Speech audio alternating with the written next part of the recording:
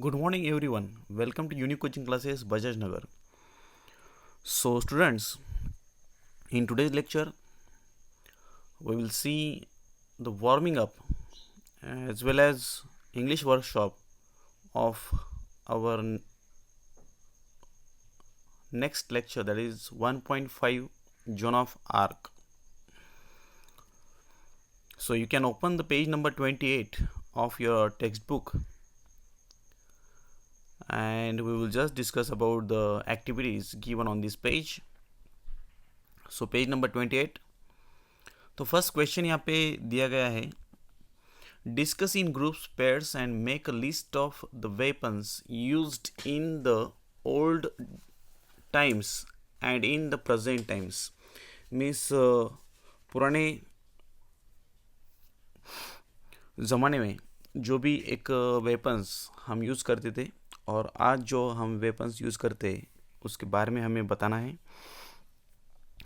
तो अगर हम पुराने दिनों के बारे में अगर बात करें, so in the past, weapons in the past, तो पहला आई थिंक सो आता है स्वॉर्ड आता है, जेवेलिन आता है, स्पीयर आता है, स्पीयर भाला जो होता है, भाला होता है, डैगर और एक्स आती है, मेस आता है, देन कटार आती है, ऐसा नो. Then I think so arrows आते थे, बो आता था, ऐसा नो. So this all the things were there. If we think about the today, like today's weapons are the guns, rifles, bombs, missiles, revolver, laser cannon होती है,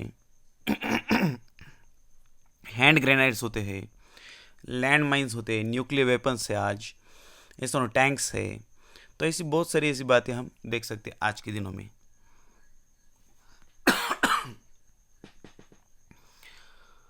तो next देखते हैं आज second. Imagine that you are the captain of your school kabaddi team.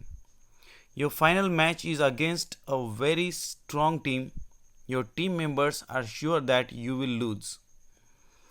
So how will you boost their morale? Work in groups and prepare a short list of what can encourage the team.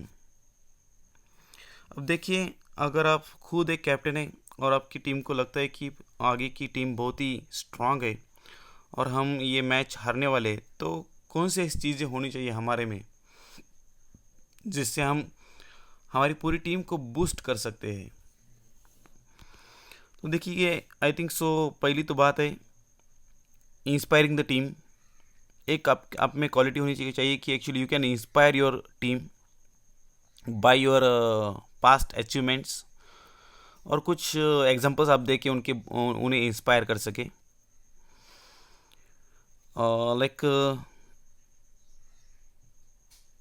और क्या हो सकता है कि encouraging other players to grab the opportunity of playing, ये एक हो सकता है.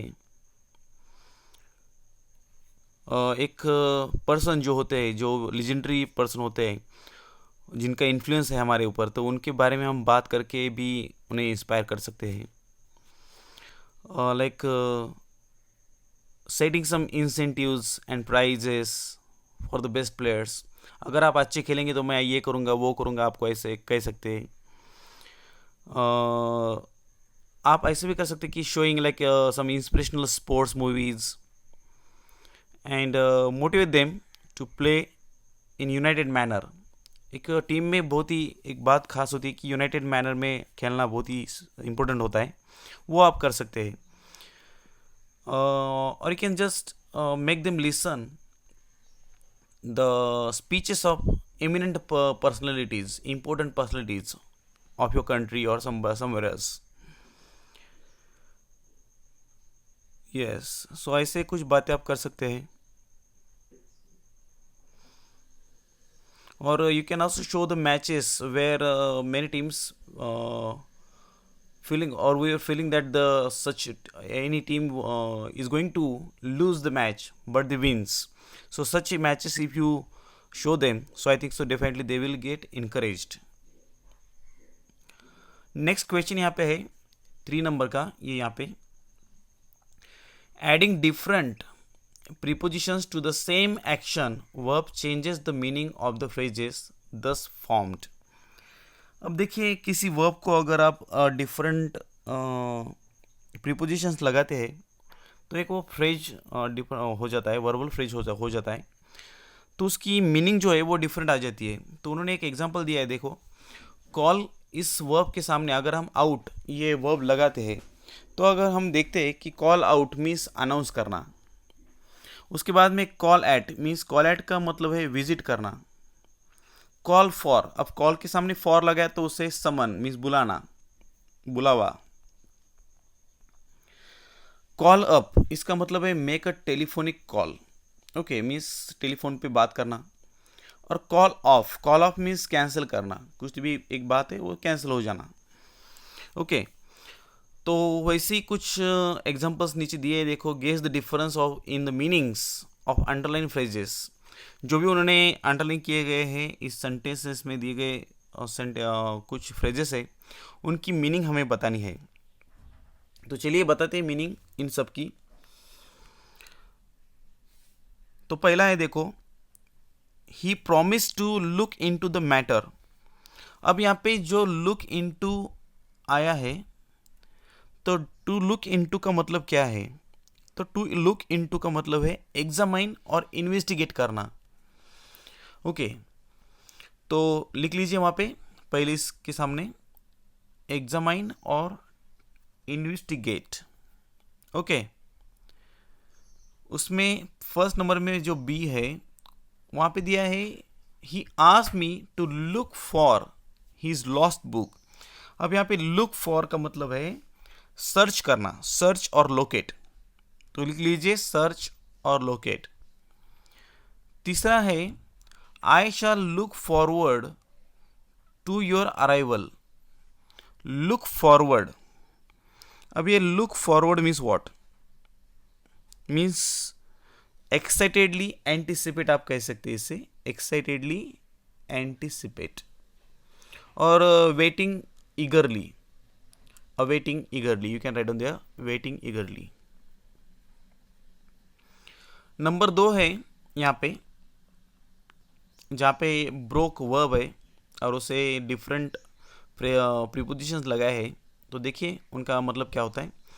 An epidemic of cholera broke out in the village. अब ये broke out means what? Broke out का मतलब यहाँ पे होता है स्प्रेड, स्प्रेड होना. Yes you can write down there please spread, ये जो है स्प्रेड यहाँ पे लिखना है. उसके बाद में the thieves broke into the locked house. अब ब्रोक इनटू तो इसका मतलब है रॉब्ड, वहाँ पे रॉबिंग करना. और like we can see committed theft in, committed theft in ये भी आप कह सकते हैं. और फोर्सफुली कुछ भी चुराना, ऐसा हम कह सकते हैं वहाँ पे स्टील समथिंग फोर्सफुली. उसके बाद में है यहाँ पे सी नंबर का they broke up their friendship. अब ब्रोकअप का मतलब है एंडेड, ख़त्म करना. ओके यस लिख लीजिए एंडेड सी नंबर का. तीसरे नंबर का जो सेंटेंस है वहाँ पे कैरी ये एक वर्ब है और उसके सामने कुछ डिफरेंट प्रीपोजिशन लगाए हैं. तो देखिए यू मस्ट कैरी आउट. अब carry out means discharge something else, ऐसा नो. और कंप्लीट करना, कुछ भी कंप्लीट करना. यस और उसे हम डू भी कह सकते, काम करना समझो. आगे है सेकंड नंबर का please carry on with your work. अब carry on means what? Carry on का मतलब है continue, please continue your work. उसके बाद में आता है सी नंबर का they carried off the trophy in the football matches. अब कैरिड ऑफ का मतलब है ओन, WON ओन, जीत के ले जाना.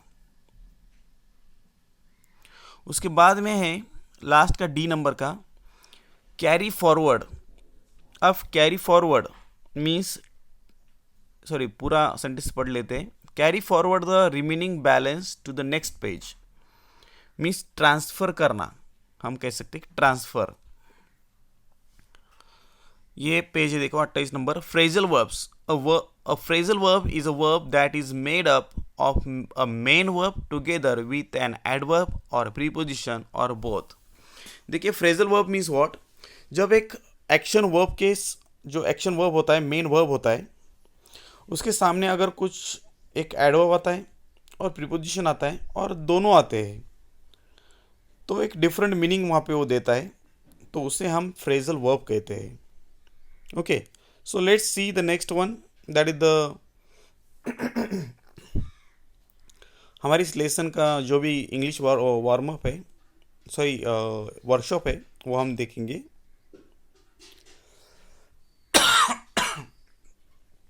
पेज नंबर है 34। पहला यहाँ पे क्वेश्चन दिया गया है, read the extract from GB Shaw's play on Joan of Arc and fill in the tree diagram.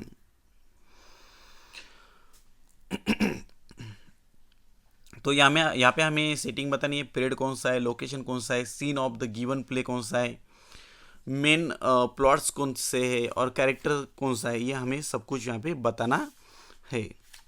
तो चलिए हम देखते हैं एक एक जो पॉइंट है वो हम देखेंगे। तो पहला है सेटिंग। अब सेटिंग में पहले बताना है पीरियड कौन सा है, तो आप यहाँ पे पीरियड लिख लीजिए। आई थिंक सो पीरियड है 1429। अब इसका लोकेशन क्या है, लोकेशन है फ्रांस, लिख लीजिए लोकेशन है France. Scene of the given play, scene of the given play, तो हम कह सकते कि France was torn, it was almost taken over by the English and the Burgundians. So this whole scene happened in a room in a house at a military camp, at a military camp. उसके बाद में हम देख सकते हैं कि कुछ characters, वैसे तो कैरेक्टर्स यहाँ पे मेन कैरेक्टर है John of arc, John of arc. दूसरा कैरेक्टर है रॉबर्ट दी बॉड्रिकोट, रॉबर्ट दी बॉड्रिकोट। तीसरा है बर्ट्रैंड दी पॉलिंजी, और चौथा आता है द डॉफिन। वैसे डॉफिन का उतना ये नहीं है, मगर स्टेवर्ड भी है उसमें, स्टेवर्ड।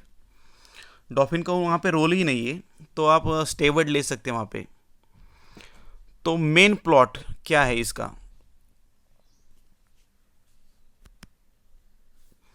तो मेन प्लॉट है देखो, so actually I think so it revolves around the courageous young girl Joan of Arc, who with her confidence and determination managed to gain permission to go see the dauphin at Chinon, so that she could lead Dauphin's army for what? To free Orleans that was captured by English people। ये है main plot of this play. चलिए आगे बढ़ते हैं। Pick out from the extract the play 2 lines that provide evidence for each of the following. अब यहाँ पे हमें जोन ऑफ आर्क का कॉन्फिडेंस जिस लाइन में दिखता है, करेज जिस लाइन में दिखता है, उसका जो ऑप्टिमिज्म है वो जिस लाइन में दिखता है, और जिसका वहाँ पे जो उसका निश्चय है, डिटर्मिनेशन, पैट्रियोटिज्म, देशभक्ति, ये जो सब बातें हैं उनकी हमें एक दो लाइन हमारे प्ले में से निकालनी है और हमें यहाँ पे बतानी है। यस, तो चलिए देखते उनका जो ऑप्टिमिज्म है, उनका जो डिटर्मिनेशन है, उस टाइप की लाइंस हम निकालेंगे आप यहाँ पे। तो पहला है जो हर कॉन्फिडेंस यहाँ पे उसका कॉन्फिडेंस कहाँ पे दिखता है? तो कॉन्फिडेंस दिखता है, देखो आई थिंक सो एक लाइन है, you think you will square, यहाँ पे आपको लिखना है you think you will square but it won't happen that way, इसमें कॉन्फिडेंस दिखता है। और एक लाइन हमें यहाँ पे देनी है, तो वहाँ पे लिख लीजिए आप, सेकंड लाइन में दूसरी लाइन लिख लीजिए, the dolphin will give me, आप लिख लीजिए the dolphin will give me, comma all I need, comma two free Orleans. अब दूसरा जो बी नंबर का है, वहाँ पे हमें करेज दिखाने वाला, उसका हर करेज, ऐसी दो लाइंस निकालिए। तो पहली लाइन में आप लिख लीजिए जहाँ पे मैंने अंडरलाइन कर दिया, she really doesn't seem to be afraid of anything, she really doesn't seem to be afraid of anything, ये लिख लीजिए। उसके बाद में है सेकंड लाइन में लिख लीजिए, यहाँ पे जो दूसरे नंबर की है वहाँ पे लिख लीजिए, you are to give me a horse and armour and some soldiers and send me to the Dauphin, ये एक लाइन यहाँ पे हो सकती है। ओके, उसके बाद में हमें देखना है सी नंबर का, हर ऑप्टिमिज्म, जो उसका आशावाद है वो हमें देखना है, आशावादी जो उसकी सोच है वो दिखाने वाली लाइन। अब यहाँ पे फर्स्ट लाइन में आप लिख लीजिए, 3 men will be enough for you to send with me, 3 men will be enough for you to send with me। Second line में लिख लीजिए, then they will drive the soldiers before them like sheep, okay. D number का है, determination दिखाने वाली line, पहली line आपको लिखनी है, वहां पे लिख लीजिए, you said you would not see me, you said you would not see me but here I am. B number का लिख लीजिए, जो सेकंड नंबर की लाइन है वहां पे लिख लेना है आपको, and the dress question mark, I may have a soldier's dress squire, तो यहां पे इसका डिटर्मिनेशन दिखता है। हर पैट्रोटिज्म, अब उसकी देशभक्ति, पहली लाइन में लिख लीजिए, but I will teach them all to fight for France, फिर एक बार, but I will teach them all to fight for France. Second line में लिख लीजिए, you and Polly will live to see the day when there will not be a single English soldier on the soil of France.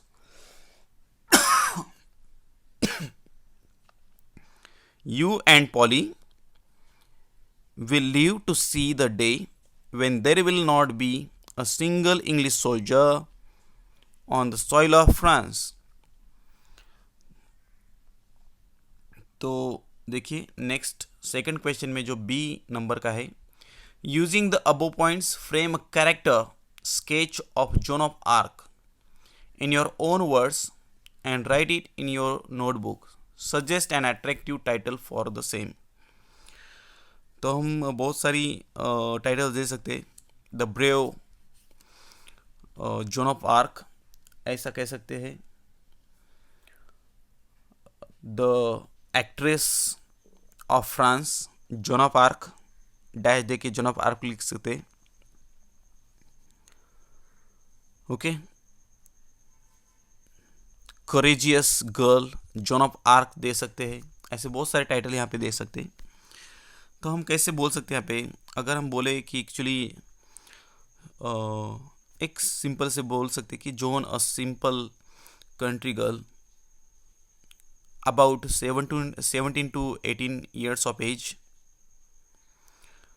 she had determined to free Orleans or to free France from the English and the Burgundians. She instills courage in the frightened French soldiers. She believes that with God's help she can lead the soldiers to drive their enemies out of France. She meets Captain Squire with the help of Monsieur de Poligny so as to seek the permission from him to meet the Dauphin. Her confidence, courage, and determination, along with Poligny's effective persuasion skills, finally make Captain Squire relent and permit John to meet the Dauphin. सो ऐसा एक कुछ भी आप बना सकते हो, उसके character बता सकते हैं वहाँ पे। अब नीचे जो 3 नंबर का जो क्वेश्चन है वहाँ पे दिया है, from the extract find what the following are compared to and why. As easy as, ये जो सेंटेंस ये जो यहाँ पे दिया गया है, किस चीज़ से यहाँ पे कंपैरिजन हुआ है और किस चीज़ का किस चीज़ से कंपैरिजन हुआ है वो हमें बताना है। तो एज ईजी एज हम देख सकते हैं कि यहाँ पे किताब में as easy as chasing a cow out of a meadow. तो देखिए ये कंपैरिजन यहाँ पे हुआ है, एक जो गाय होती है उनको चेस करने से जो लड़ाई की जो कंपैरिजन चेसिंग अ काऊ से किया गया है। तो अगर हम देखें कि क्यों किया है, the captain square says this to Joan in order to make her realize the gravity of raising a siege. अगर हम किसी सैन्य को एक पूरी तरफ से चारों तरफ से अगर हम घेर लेते हैं तो एक घेरा डालना कितना भयानक हो सकता है, उसकी सीरियसनेस वो वहाँ पे बताना चाहते थे, इसलिए ये उन्होंने सेंटेंस बोला था। उसके बाद में एज मैड एज, तो यहाँ पे अगर आप देखें कि जो पॉलिंज है उनकी कंपैरिजन की गई थी जॉन ऑफ आर्क से, जैसे कि सेंटेंस था as mad as she is. तो यहाँ पे द कैप्टन स्क्वायर जो है he says to monsieur de Poulengy when the latter tries to convince him that they need to give Joan a chance to prove herself, क्योंकि pollen जी कह रही थी कि हमें एक जॉन को एक चांस देना चाहिए उसे प्रूव करने के लिए, तो इसलिए वहाँ पे मैड कहा गया था पॉलिन जी को। तीसरा सेंटेंस है the Dauphin in Chinon is like, तो डॉफिन शिनॉन में कैसा था, like a rat in a corner, अब क्यों? So actually this sentence is said by, I think so, Monsieur de Poligny. He says this to Captain Squire while describing the Dauphin's cowardice and stating that he would be unable to stop the English from conquering Orleans. Yes or no? तो ये एक बात थी, इसलिए वहाँ पे वो ये सेंटेंस कहा गया था। इसके बाद में 5 नंबर का सेंटेंस है पेज नंबर 35 पे। अगर 35 अगर हम देखें यहाँ पे तो 35 पे एक ही सेंटेंस है यहाँ पे जिसका कंपैरिजन किया गया है, John of arc is bit of dash a miracle, वहाँ पे लिख लीजिए अ मिरेकल, ये कहा था मिश्योर दी पॉलिंजी ने। सो वहाँ पे monsieur de Poulengy tries using the above statement, जो दिया गया स्टेटमेंट है, to convince captain squire that Joan is the only miracle that can save the French from the English. So I think so for today is enough. In the next lecture we will see the remaining English workshop of the same lesson. So thank you very much. Bye.